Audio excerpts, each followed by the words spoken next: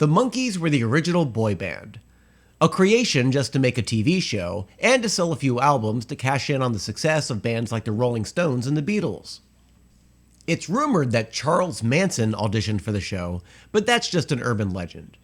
Stephen Stills of Buffalo Springfield and Crosby, Stills and Nash really did try out for the show, and ironically didn't get the gig, even though he's a real musician. Also Danny Hutton of Three Dog Night and Harry Nilsson, the one who wrote One. Anyway, the Monkees got a lot of backlash since they were actors and not real musicians. The show was obviously made for children, and Peter, Mickey, David, and Mike wanted to go on into a more adult artist direction and decided to make a movie. They also actually learned to play their own instruments, but no one cared. They got together with director Bob Rafelson and writer Jack Nicholson, yes, that Jack Nicholson, and they did a lot of drugs and wrote a script for Head. Movies like this are the reason I'm calling these videos Franco's Unreviewable. I can't point out the plot holes or issues with logic, since this film has no plot and the logic is intentionally suspended. So, want to get some head? The movie opens with a bridge dedication. There are some minor funny moments, but that's interrupted by the Monkees running from something. Mickey dives off the bridge, and what's going on here?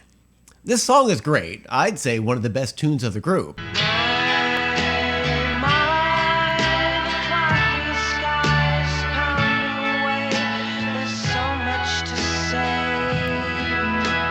It gets all 60s psychedelic and fades to a chick making out with Mickey and then the rest of the band.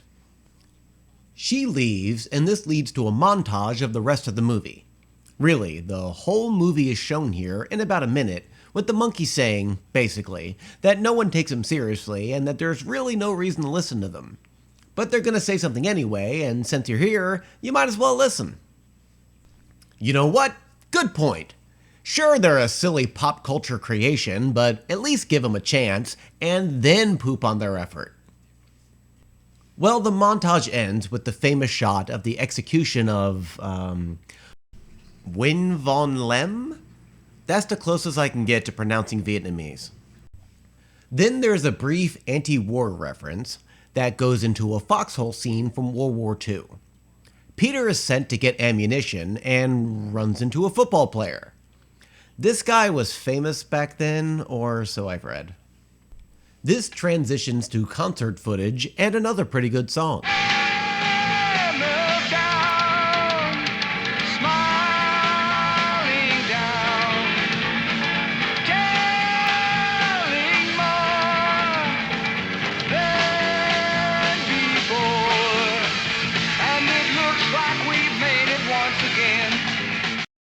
And then the fanatical crowd storms the stage and literally rips them apart. Which leads to Mickey being lost in a desert and finding an empty Coke machine. Then he meets a man on horseback for my favorite joke of the film.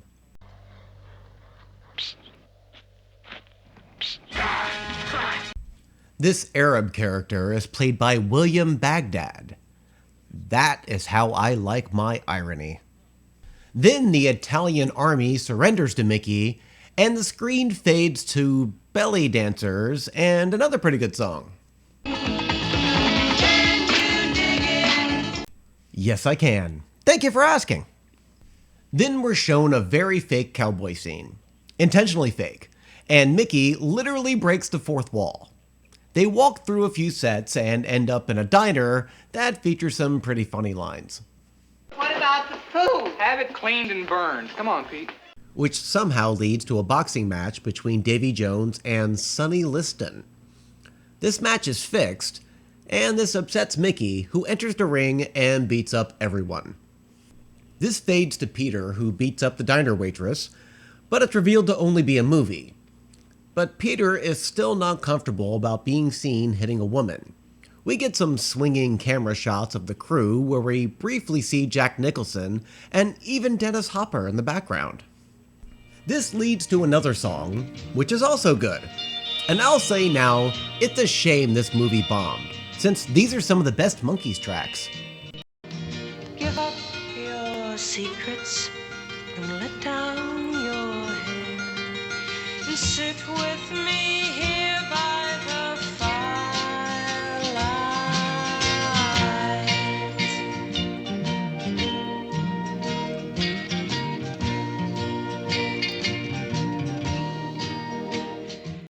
The group then tours a factory where things are going crazy, but no one notices but Davy.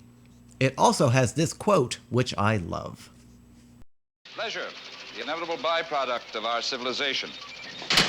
A new world, its only preoccupation will be how to amuse itself.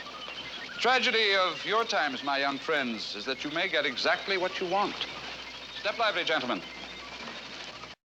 They end up in a dark room that leads to them becoming dandruff in Victor Mature's hair. Alright, well, 3 of them get sucked up into a vacuum cleaner, and Mickey escapes and sings Daddy's Song, which, again, pretty good song. Years ago I knew a man. He was my mother's biggest fan. We used to walk beside the sea, and he told me how life would be when I grew up to be a man. In this scene, he dances with Tony Basil, who 14 years later would sing the hit song Mickey. Hey Mickey. He walks out of the studio where he meets Frank Zappa, walking a talking cow. Monkees is the craziest people. Can you see now why this movie's unreviewable? Well, the rest of the group find their way out of the vacuum and get hassled by a cop until Davy shows up with the Marines. Davy goes to the restroom and sees an eye behind the mirror. Peter comes in whistling a Beatles song and gives some sage advice. Son, nobody ever lends money to a man with a sense of humor. This explains why I'm not being funny in this review. Can I have some money? Alright, well, Davy tries to see the eye again, and ends up in a spooky house where the rest of the group ends up as well. But this scene transitions to a dance club, which features yet another song.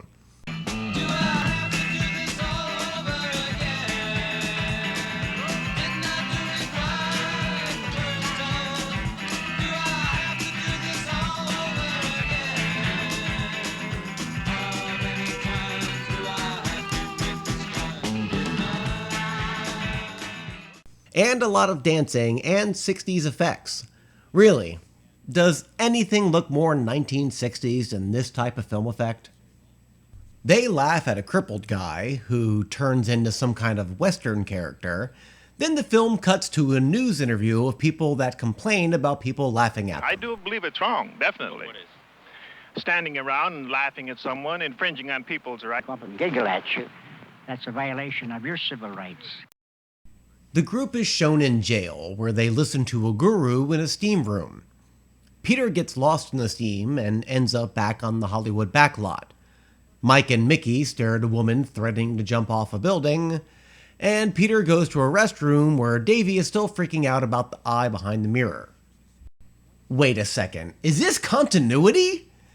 They walk for a bit and then end up back in the factory and get trapped in again inside the black box despite Peter's warnings. Once in there, Peter begins to talk like the guru in the steam room. There's a sentence you don't hear a lot. Davy breaks out of the box and begins to beat up everyone in the factory.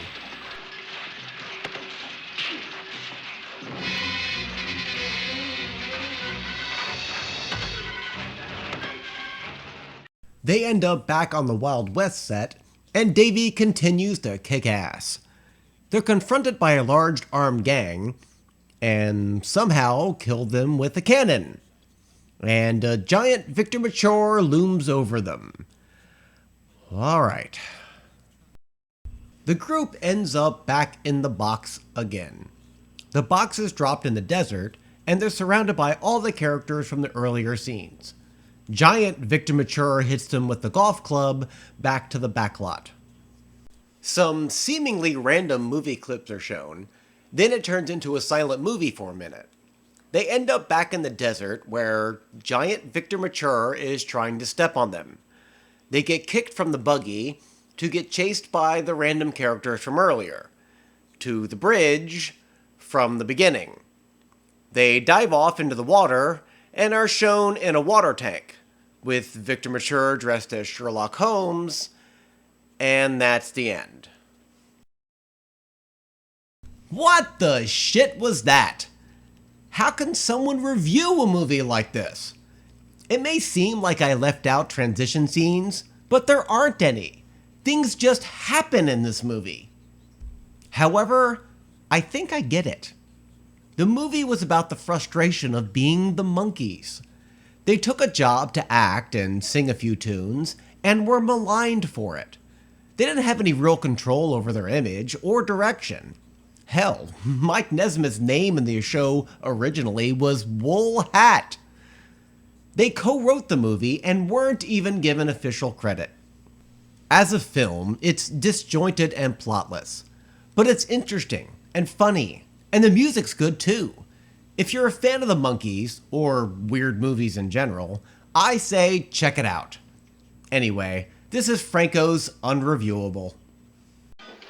Wait, don't move. I want to forget you just as you are.